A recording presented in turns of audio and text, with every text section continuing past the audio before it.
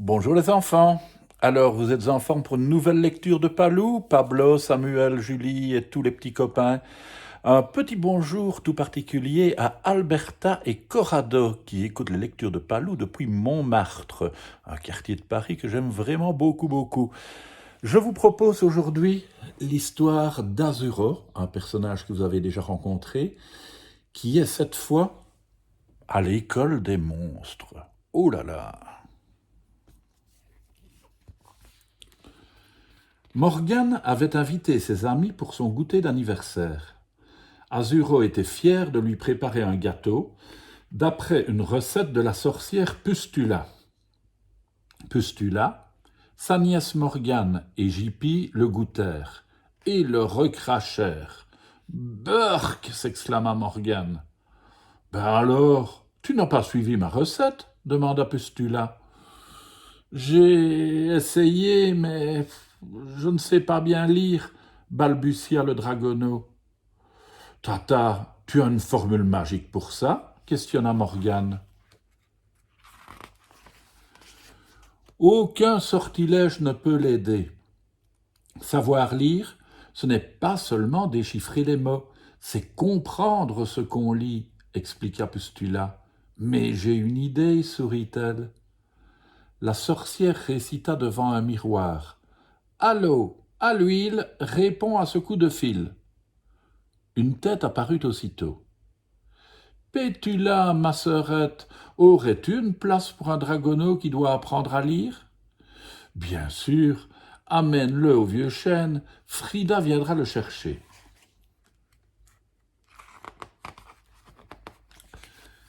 Jippy et Azuro attendaient sous l'arbre. Une voix se fit entendre au-dessus d'eux. « Tu attends quoi pour monter, le bleu ?» Surpris, ils virent un balai géant conduit par une sorcière qui ruminait. « Encore un élève qui n'a jamais vu un balai-bus. » Le balai filait à la vitesse de l'éclair. « Salut, je m'appelle Hippette, » déclara un garçon recouvert de bandelettes. « Moi, c'est Mathilde, » souffla une voix douce. Azuro regardait dans tous les sens, il ne voyait rien. « Je suis un fantôme. Prononce mon prénom et tu pourras me voir. » Un loup-garou se hissa sur le balai. Il regarda le dragonneau avec dédain. « Méfie-toi d'Herman, c'est un bagarreur, » murmura Mathilde. « Tout le monde le craint à l'école des monstres, » renchérit Hippette. « L'école des monstres ? Je ne suis pas un monstre, » fit Azuro. « Pour les humains, tu es un affreux dragon, cracheur de feu. Moi, une horrible momie, et Mathilde, un terrible fantôme, » répondit Hippette. « Au village, on m'aime bien, et je ne crache pas du... » se défendit Azuro. « Attention à l'atterrissage » s'écria la sorcière. La sorcière Pétula amena les élèves au dortoir. « Le souper sera servi à 20h. Ne soyez pas en retard, fit-elle. « Je te conseille de trouver un autre lit, » menaça Herman en poussant Azuro. Le dragonneau s'éloigna. « Je m'en doutais que t'étais une mauviette, » glapit le loup-garou. Azuro et Jippy n'en croyaient pas leurs yeux. La cantine était pleine de créatures fabuleuses. Une gargouille dévorait une pastèque, tandis qu'un cyclope dégustait des cailloux. Des vampires étaient assis dans un coin sombre. Tous allèrent ensuite se coucher, à l'exception des vampires qui étudiaient la nuit.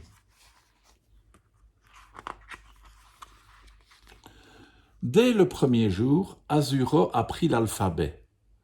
Un dragon qui forme des voyelles avec de l'eau, ce n'est pas commun, observa la sorcière Pétula. Dans la classe, les réactions ne se firent pas attendre. « Un dragon qui crache de l'eau, c'est nul, » aboya Herman. « Tu n'as rien à faire à l'école des monstres, » ajouta Franck, son meilleur ami. « Silence, » ordonna la maîtresse.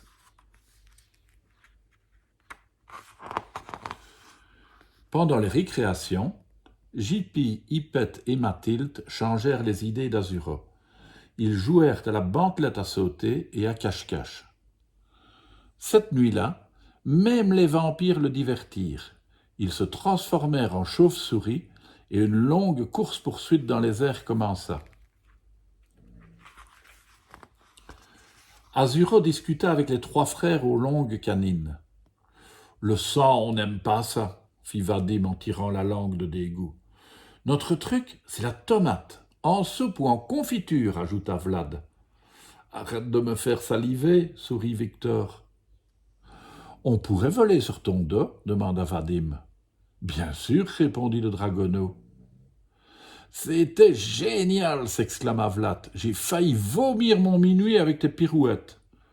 Moi aussi, rigola Victor. Vivement la prochaine fois. Azuro fila se coucher. Les cours commençaient tôt à l'école des monstres. Herman et Franck multipliaient les mauvais coups. Tandis qu'Azuro lisait avec peine un poème, le loup-garou dit « T'as trop d'eau dans le cerveau, tu ne sauras jamais lire, dragounet. » Tous les élèves de la classe rigolèrent, à l'exception d'Hippette et de Mathilde. Azuro cacha difficilement ses larmes. « Ne baisse pas les pattes, le rassura sa gentille maîtresse. Tes efforts seront rapidement récompensés. » La sorcière Pétula était fière de ses progrès. Le dragonneau écrivait souvent les réponses au tableau. Les deux garnements en profitaient pour lui faire de mauvaises blagues. Être puni au coin, des oreilles de Pimpin le lapin sur la tête n'y changeaient rien. Les chenapans continuaient à embêter Azuro. Un matin, Herman s'empara d'un livre d'Azuro. « Franck, brûle ce machin qui ne sert à rien !» Le vaurien frotta une allumette et mit le feu par mégarde à la queue du loup-garou. « Au secours !» hurla Herman. Azuro propulsa une grande quantité d'eau pour éteindre les flammes. Le poil mouillé, Herman n'avait pas fière allure. « Alors, t'as peur du feu, la boule de poil ?» ironisa Hippette. « Hippette, ne te moque pas de lui, déclara Azuro. C'est nul de croire qu'avoir un aspect effrayant nous oblige à être méchants. Herman perd une bonne occasion de se faire des amis, tant pis pour lui. » « C'est vrai, tu as raison, répondit Hippette, penaud. Un mois plus tard, pour son dernier cours, la sorcière Pétula demanda à Azuro de lire une histoire devant toute la classe. Les élèves passèrent du rire aux larmes et explosèrent de joie une fois le mot « fin » prononcé. De retour chez Pustula, Azuro prépara le gâteau en suivant la recette de A à Z. « Burk !» firent en chœur les deux sorcières. « Décidément, Azuro, tu ne seras pas pâtissier !» s'amusa Pustula. « Moi, je dis qu'il sera poète ou écrivain !» dit Morgane. « Ou bien le meilleur pompier du monde !» pensa Jippy en faisant un clin d'œil à son ami. Et voilà encore une histoire qui se termine bien. À demain les enfants.